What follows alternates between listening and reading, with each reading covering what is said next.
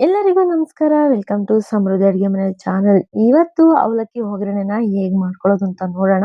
ಅದಕ್ಕಿಂತ ಮುಂಚೆ ಇನ್ನೂ ನಮ್ಮ ಚಾನಲ್‌ನ ಯಾರೆಲ್ಲ ಸಬ್ಸ್ಕ್ರೈಬ್ ಮಾಡ್ಕೊಂಡಿಲ್ಲ, ಪ್ಲೀಸ್ ಸಬ್ಸ್ಕ್ರೈಬ್ ಮಾಡ್ಕೊಳ್ಳಿ. ಹಾಗೆ ನಿಮ್ಮ ರೈಟ್ ಸೈಡ್ ಇರುವಂತಹ ಬೆಲ್ ಐಕಾನ್ ಮೇಲೆ ಕ್ಲಿಕ್ ಮಾಡಿ. ಇವಾಗ ವಿಡಿಯೋನ ಸ್ಟಾರ್ಟ್ ಮಾಡೋಣ.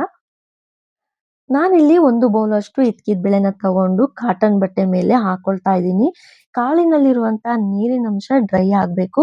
ಅಲ್ಲಿವರೆಗೂ ಚೆನ್ನಾಗಿ ಕಾಟನ್ ಬಟ್ಟೆ ಮೇಲೆ ಒಣಗಿಸ್ಕೊಳ್ಳೋಣ. ಕಾಳಲ್ಲಿ ನೀರೆಲ್ಲ ಡ್ರೈ ಆದ್ಮೇಲೆ ನಾವು ಕಾಳನ್ನ ಎತ್ಕೊಳ್ಳೋಣ. ನಾನಿಲ್ಲಿ ಒಂದು 20 ನಿಮಿಷ ಕಾಳನ್ನ ಬಿಟ್ಟಿದ್ದೆ. ಸೊ ನೋಡ್ತಾ ಇದ್ದೀರಾ ಕಾಳಲ್ ಮೇಲಿರುವಂತ ನೀರೆಲ್ಲ ಡ್ರೈ ಆಗಿದೆ. ಇವಾಗ ನಾವು ಕಾಳನ್ನ ಎತ್ಕೊಳ್ಳೋಣ. ಇದ್ಕಿದ ಬೇಳೆಲಿ ನೀರೆಲ್ಲ ಡ್ರೈ ಆಗಿದೆ. ಇವಾಗ ಎಣ್ಣೆಲಿ ಫ್ರೈ ಮಾಡ್ಕೊಳ್ಳೋಣ.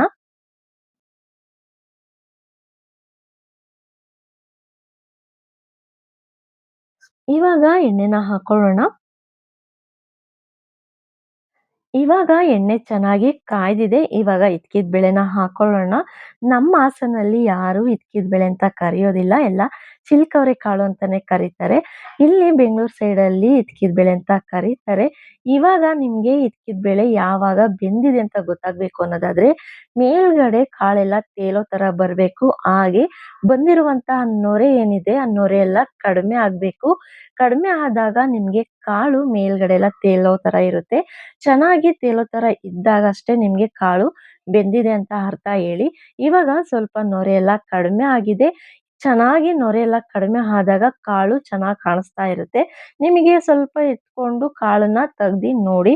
ಮೆಕ್ಕಿತ್ತು ಅನ್ನೋದಾದ್ರೆ ಸ್ವಲ್ಪ ಮತ್ತೆ ನೀವು ಬೇಯಿಸ್ಕೋಬೇಕಾಗುತ್ತೆ ಕಾಳನ್ನ. ಇಲ್ಲ ಬೇಗ ತೆಗೆದ್ಬಿಟ್ರೆ ಅಲ್ಲಿಗೆಲ್ಲ ಅಂಟೋ ತರ ಆಗ್ಬಿಡುತ್ತೆ. ಪರ್ಫೆಕ್ಟ್ ಆಗಿ ಬೆಂದಿರೋದಿಲ್ಲ. ಸೊ ನೋಡ್ತಾ ಇದೀರಲ್ವಾ, ಇವಾಗ ಇದು ಇನ್ನು ಬೆಂದಿಲ್ಲ. ಸೊ ಮೆತ್ತಗಿದೆ ಕಾಳು.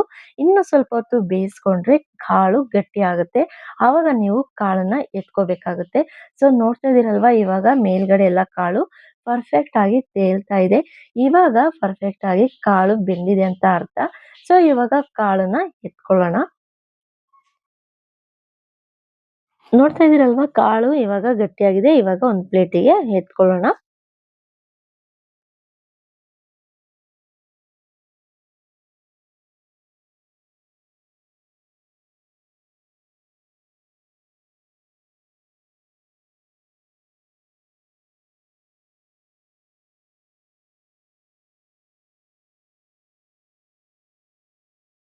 ಇದೇ ರೀತಿ ಉಳಿದಂತಹ ಇದ್ಕಿದ ಬೇಳೆನೂ ಹಾಕೊಂಡು ಚೆನ್ನಾಗಿ ಎಣ್ಣೆಲಿ ಫ್ರೈ ಮಾಡ್ಕೊಳ್ಳೋಣ.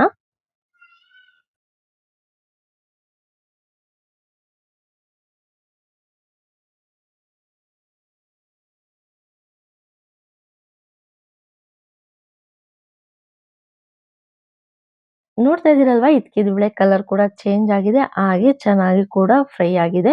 ಇವಾಗ ನಾವು ಕಡಲೆ ಬೀಜ, ಕಡಲೆ, ಅವಲಕ್ಕಿ ಎಲ್ಲಾನು ಎಣ್ಣೆಗೆ ಹಾಕೊಳ್ಳೋಣ. ಡೈರೆಕ್ಟ್ ಆಗಿ ಎಣ್ಣೆಗೆ ಕಡಲೆ ಬೀಜನ ಹಾಕೊಳಕ್ ಹೋಗ್ಬಿಡಿ. ಈ ತರ ಜಾಲರಿ ಒಳಗೆ ಹಾಕಿ ಎಣ್ಣೆಲಿ ಕರ್ಕೊಳ್ಳಿ ಕಡಲೆ ಬೀಜನ. ಇದೇ ರೀತಿ ಕಡಲೆ, ಅವಲಕ್ಕಿ ಹಾಗೆ ಕರಿಬೇವು ಸೊಪ್ಪು, ಒಣಮೆಣಸಿನಕಾಯಿನು ಇದೇ ರೀತಿ ಎಣ್ಣೆಲಿ ಕರ್ಕೋಬೇಕಾಗುತ್ತೆ. ಡೈರೆಕ್ಟ್ ಆಗಿ ಎಣ್ಣೆಗೆ ಹಾಕಿದ್ರೆ ನಮ್ಗೆ ತಗೋಬೇಕಾದ್ರೆ ಚೆನ್ನಾಗಿ ತಗೊಳಕ್ ಆಗೋದಿಲ್ಲ. ಹಾಗಾಗಿ ಈ ರೀತಿ ಜಾಲರಿಲಿ ಹಾಕಿ ಎಣ್ಣೆಲಿ ಕರ್ಕೊಳ್ಳೋಣ ಎಲ್ಲದನ್ನು. ಕಡಲೆ ಬೀಜದ ಕಲರು ಚೇಂಜ್ ಆಗ್ಬೇಕು. ಬ್ರೌನ್ ಕಲರ್ ಬರೋವರೆಗೂನು ಕಡಲೆ ಬೀಜನ ಎಣ್ಣೆಲಿ ಫ್ರೈ ಮಾಡ್ಕೋಬೇಕಾಗುತ್ತೆ. ಚೆನ್ನಾಗಿ ಫ್ರೈ ಆದಷ್ಟು ತಿನ್ನೋದಿಕ್ಕೂ ಅಷ್ಟೇ ಚೆನ್ನಾಗಿರುತ್ತೆ. ಸೊ ಇವಾಗ ಕಡಲೆ ಬೀಜ ಫ್ರೈ ಆಗಿದೆ. ಇವಾಗ ನಾವು ಒಂದು ಪೇಪರ್ ಅಥವಾ ಟಿಶ್ಯೂ ಪೇಪರ್ ಮೇಲೆ ಹಾಕೊಳ್ಳೋಣ. ಇದೇ ರೀತಿ ಇನ್ನು ಸ್ವಲ್ಪ ಕಡಲೆ ಬೀಜನ ಎಣ್ಣೆಲಿ ಫ್ರೈ ಮಾಡ್ಕೊಳ್ಳೋಣ.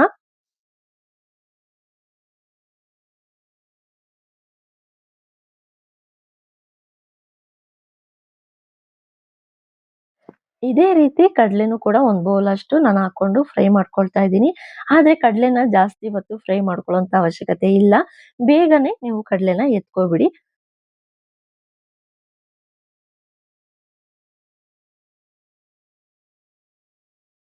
ಇವಾಗ ಬೆಳ್ಳುಳ್ಳಿನ ಕೂಡ ಫ್ರೈ ಮಾಡ್ಕೊಂಡಿದ್ದೀನಿ. 1 ಹಿಡಿಯಷ್ಟು ಬೆಳ್ಳುಳ್ಳಿನ ಸಿಪ್ಪೆ ಸಮೇತನೇ ಎಣ್ಣೆಲಿ ಫ್ರೈ ಮಾಡ್ಕೊಂಡಿದ್ದೀನಿ. ಬೆಳ್ಳುಳ್ಳಿ ಕಲರ್ ಕೂಡ ಚೇಂಜ್ ಆಗಿರ್ಬೇಕು. ಯಾಕೆಂದ್ರೆ ತಿನ್ಬೇಕಾದ್ರೆ ತುಂಬಾನೇ ಚೆನ್ನಾಗಿರುತ್ತೆ ಕ್ರಿಸ್ಪಿಯಾಗಿ ಬೆಳ್ಳುಳ್ಳಿ.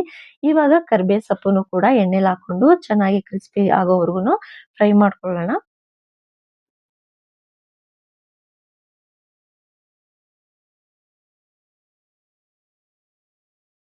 ಇವಾಗ ಸ್ವಲ್ಪ ಒಣಮೆಣಸಿನಕಾಯಿನೂ ಕೂಡ ಹಾಕೊಂಡು ಎಣ್ಣೆಲಿ ಫ್ರೈ ಮಾಡ್ಕೊಳ್ಳೋಣ.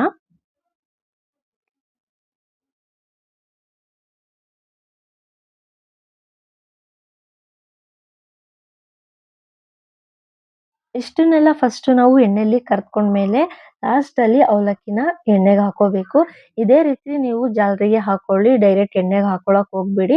ಎಣ್ಣೆಗೆ ಹಾಕಿದ್ರೆ ನಾವು ತಗೋಬೇಕಾದ್ರೆ ಕಷ್ಟ ಆಗುತ್ತೆ. ಹಾಗೆ ಸೀದ್‌ಬಿಡುತ್ತೆ ಕೂಡ.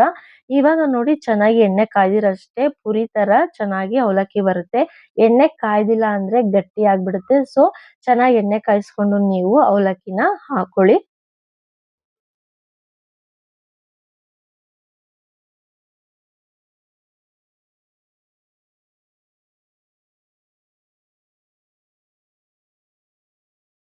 ಅವಲಕ್ಕಿನೆಲ್ಲ ಎಣ್ಣೆಲಿ ಕರ್ದ್ಕೊಂಡಿದ್ದಾಗಿದೆ. ಇವಾಗ ಒಂದ್ ದೊಡ್ಡ ಬಾಣ್ಲಿಗೆ ಹಾಕೊಂಡು ಚೆನ್ನಾಗಿ ಮಿಕ್ಸ್ ಮಾಡ್ಕೊಳ್ಳೋಣ.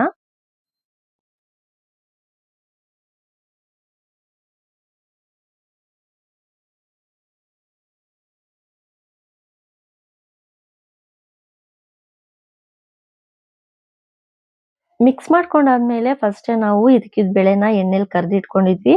ಇವಾಗ ಹಾಕೊಂಡು ಮತ್ತೆ ಚೆನ್ನಾಗಿ ಮಿಕ್ಸ್ ಮಾಡ್ಕೊಳ್ಳೋಣ.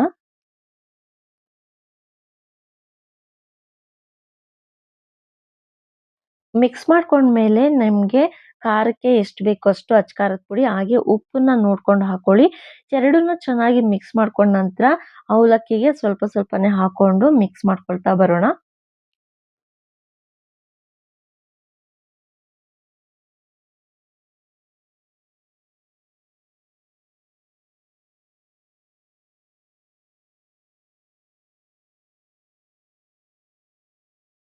ಖಾರದ ಪುಡಿ ಹಾಕೊಂಡು ಮಿಕ್ಸ್ ಮಾಡ್ಕೊಂಡ್ಮೇಲೆ ತುಂಬಾನೇ ಚೆನ್ನಾಗಿ ಕಾಣಿಸ್ತಿತ್ತು ಕಲರ್‌ಫುಲ್ ಆಗಿ.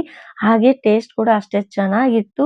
ನಾವು ಊಟದ ಜೊತೆಗೆ ಸೈಡ್ ಡಿಶ್ ಆಗು ಕೂಡ ತಿನ್ಬೋದು. ಹಾಗೆ ಕಾಫಿ ಟೀ ಜೊತೆಗೆ ಸ್ನಾಕ್ಸ್ ಆಗು ಕೂಡ ತಿನ್ಬೋದು. ತುಂಬಾನೇ ಚೆನ್ನಾಗಿರುತ್ತೆ. ಮನೇಲಿ ಮಾಡಿಟ್ಕೊಂಡ್ರೆ ಇನ್ನೂ ಬೆಟರ್ ಅಂತಾನೆ ಹೇಳ್ಬೋದು ಹೊರಗಡೆ ತರೋದ್ಕಿಂತ. ಈ ರೆಸಿಪಿ ನಿಮ್ಗೆ ಇಷ್ಟ ಆಗಿದೆ ಅಂತ ಅನ್ಕೊಳ್ತಾ ಇದ್ದೀನಿ ಅವಲಕ್ಕಿ ಒಗ್ಗರಣೆ. ಇಷ್ಟ ಆಗಿದ್ರೆ ನಮ್ಮ ಸಮೃದ್ಧಿ ಅಡುಗೆ ಮನೆ ಚಾನೆಲ್‌ನ ಸಬ್ಸ್ಕ್ರೈಬ್ ಮಾಡ್ಕೊಳ್ಳಿ. ಹಾಗೆ ನೋಟಿಫಿಕೇಷನ್‌ಗೆ ಬೆಲ್ ಐಕಾನ್ ಮೇಲೆ ಕ್ಲಿಕ್ ಮಾಡಿ. ಇಷ್ಟ ಆಗಿದ್ರೆ ನಿಮ್ಮ ಫ್ರೆಂಡ್ಸ್‌ಗಳಿಗೂ ಕೂಡ ಈ ವಿಡಿಯೋನ ತಪ್ಪದೆ ಶೇರ್ ಮಾಡಿ. Thank you.